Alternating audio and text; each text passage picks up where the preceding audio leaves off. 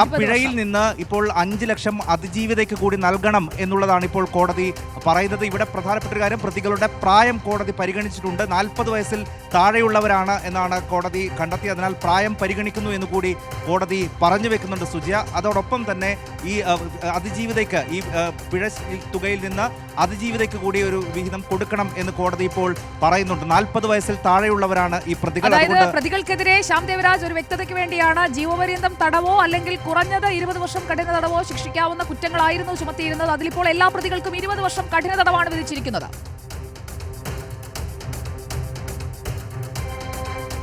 സുജ, അത് തന്നെയാണ്. എല്ലാ പ്രതികൾക്കും ഈ ക്രിമിനൽ ഗൂഢാലോചനയിൽ എല്ലാ പ്രതികൾക്കും സമാനമായിട്ടുള്ള ശിക്ഷ.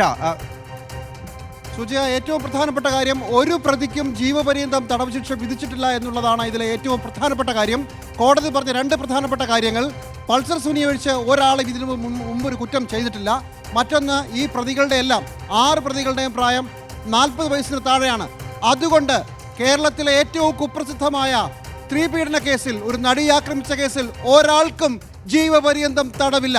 കോടതിയുടെ നിർണായകമായ വിധി ഒരു പ്രതിക്കും ഇതിൽ കൊടുക്കാവുന്ന പരമാവധി ശിക്ഷയായ ജീവപര്യന്തം വിധിച്ചിട്ടില്ല.